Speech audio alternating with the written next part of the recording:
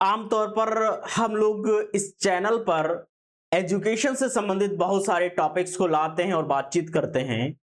लेकिन आज हम लोग एक इम्पॉर्टेंट और बहुत ही खास मुद्दे के ऊपर बात करने के लिए यहाँ पर आए हुए हैं। इतना खास और इम्पॉर्टेंट मुद्दा है क्योंकि आप सभी जानते हैं कि जब बात अपनी होती है, अपने छोटे भाई बहन की बात होती है, जब उस यंग जनरेशन की बात होती है जो इस पूरे देश को बनाने वाले हैं, उसके विकास में अपना योगदान देने वाले हैं, जब उनकी बात होती है, तब अपनी बात को रखना,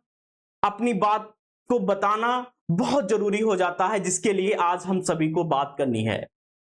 और मैं हाथ जोड़ करके आप सभी से कहता हूं कि जो भी स्टूडेंट इस लेक्चर को देख रहे हैं, जो भी माँ बाप इस लेक्चर को देख रहे हैं, कृपया आप सभी की जरूरत है पूरे सिस्टम को। खास करके उन स्टूडेंट्स को आपकी जरूरत है जिन्होंने क्या कुछ नहीं झेला है इस पूरी प्रक्रिया में।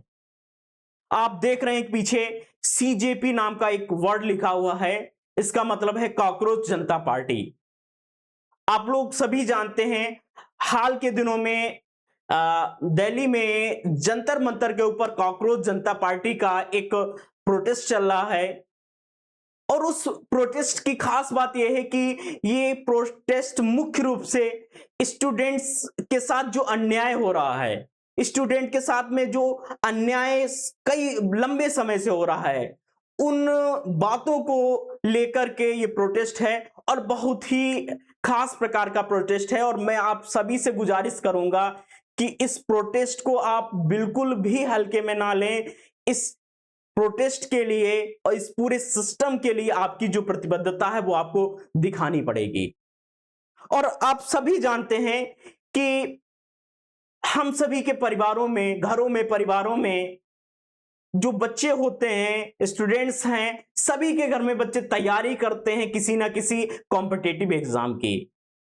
और चूंकि as a teacher, as a student, as a mentor,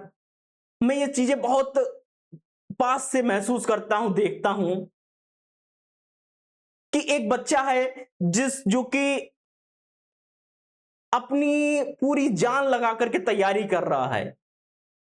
और उसके सालों की मेहनत है, सालों का उसका समर्पण है और हर दिन वो घंटों पढ़ाई कर रहा है सिर्फ एक एग्जाम को क्वालिफाई करने के लिए। और उस टाइम पर वो जो एग्जाम है वो सिर्फ एक एग्जाम मात्र नहीं है,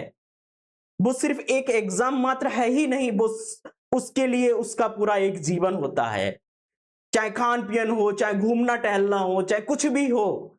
वो सिर्फ सब कुछ उस एक एग्जाम में देखता है। और ये बात मैं इसलिए कह रहा हूं क्योंकि इन सारी चीजों को मैंने बहुत पास से देखा है।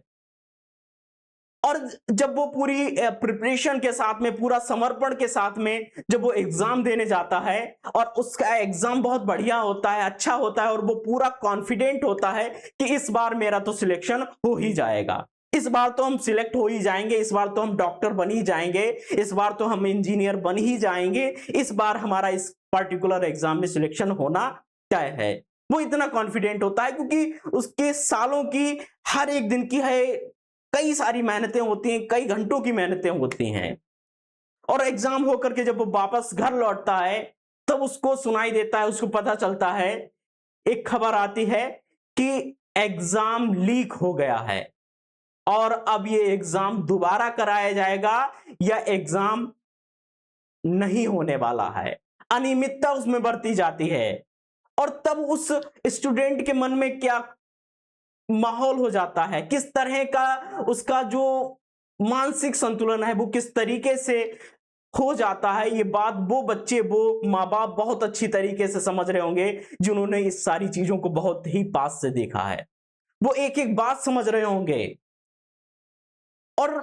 क्योंकि एक स्टूडेंट जिसने अपनी पूरी लाइफ को एक एग्जाम के रूप में देखा है, एक एग्जाम को उसने पूरी लाइफ बना ली है, उसकी सालों की मेहनत है, हर एक दिन में घंटों की मेहनत है, वो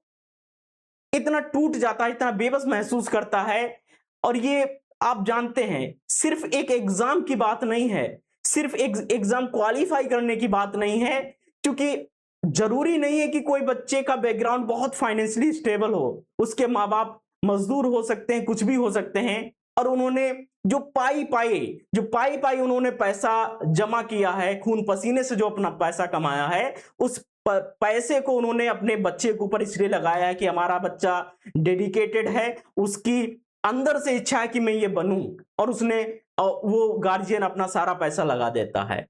तो सिर्फ एक एग्जाम मात्र नहीं है, सिर्फ एक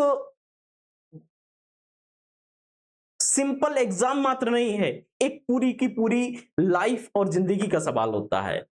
और आपने देखा पिछले कई समय से लगातार कितने ही एग्जाम्स के नाम लिए जाएं, लगातार कई सारे एग्जाम्स दिन पर दिन लीक होते गए और कितनी सारी खबरें हम लोग सुनते और पढ़ते रहते हैं। और आज जिस मुद्दे के ऊपर हम लोग बात करने वाले हैं, सीजेपी का जो मुद्दा है, जो हमारा मुद्दा है, जो हम लोगों का मुद्दा है, हमारे भाई बहनों का मुद्दा है, आप सभी का जो मुद्दा है, क्या मुद्दा है कि हमारे जो कॉम्पिटेटिव एग्जाम है, जितने भी डिफरेंट कैटेगरीज के कॉम्पिटेटिव एग्जाम्स हैं, उन एग्जाम्स में एक भी एग्जाम लीक ना हो, उनको इस तरीके से किया जाए कि उनका एग्जाम लीक ना हो, बच्चों की मौतें ना हो। किस तरीके से कितने ही बच्चों ने प्रेशर में आकर के उनका पूरा आत्मविश्वास टूट गया और उन्होंने अपनी जिंदगी का आहुति दे दी। तो ये सब ना हो, इन सब चीजों को लेकर के सीजेपी का प्रोटेस्ट चल रहा है। और मैं आप सभी से गुजारिश कर रहा हूं कि ये प्रोटेस्ट इतना व्यापक है, इतना अच्छा है कि ये दिखाता है कि हमारे देश में जो युवक हैं, जो नौजवान जो हैं, वो कितने ज्यादा मैच्योर हो गए, परिपक्व हो गए हैं कि वो लोकतांत्रिक कंट्री में रह करके एक शांतिपूर्ण तरीके से बिल्कुल शांत होकर के अपनी बातों को रख रहे हैं और लीगल बातों को रख रहे हैं। तो मेरी ये गवर्नमेंट से गुजारिश भी रहेगी कि वो जो बातें कह रहे हैं, जो बातों को रख रहे हैं, उसकी अकाउंटेबिलिटी गवर्नमेंट को तय करनी पड़ेगी। उसके लिए गवर्नमेंट को अपनी प्रतिबद्धता दिखानी ही पड़ेगी, क्योंकि ये सिर्फ एक बच्चे की बात नहीं, लाखों बच्चों की बातें हैं। और आप देख रहे हैं अभिषेक दीपके जी एक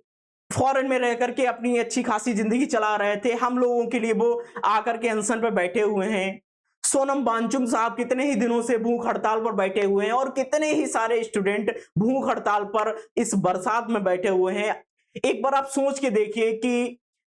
किस तरह की समस्याओं से वो लोग जूझ रहे हैं। और ये हमारा दायित्व है, ये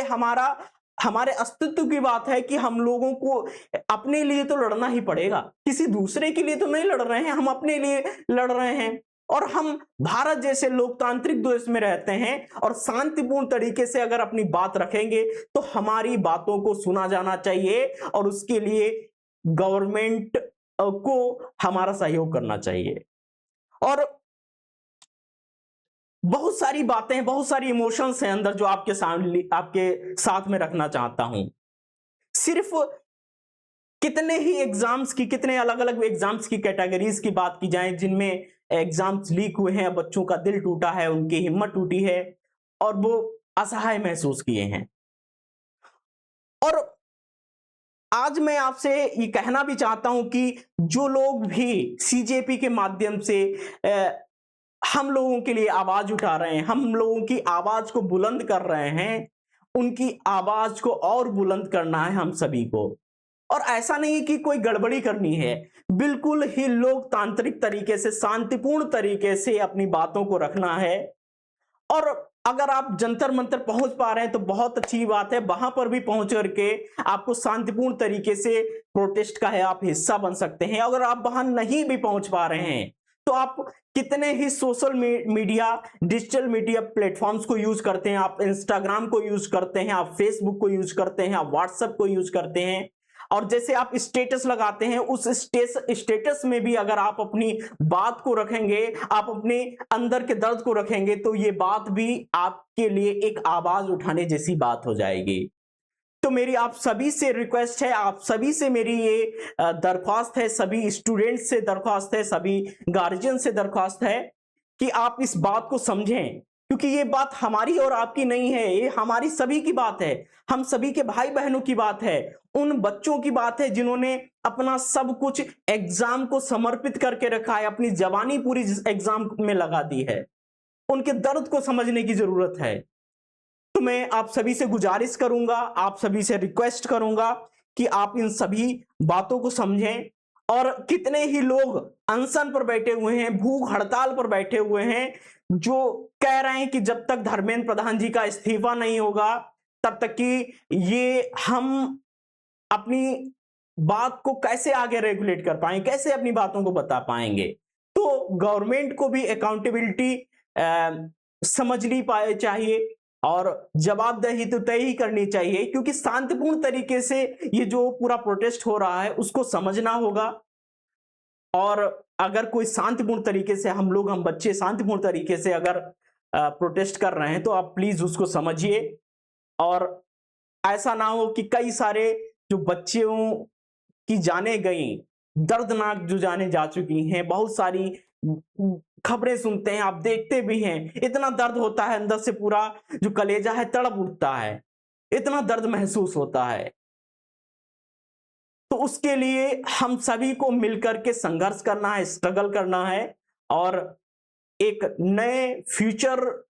को देखते हुए, एक नए भारत की कल्पना करते हुए हमको अपनी सार्थकता के साथ में इस पूरे प्रोटेस्ट को आगे ले जाना है और शांतिपूर्ण तरीके से आगे ले जाना है। थैंक यू सो मच आप सभी का।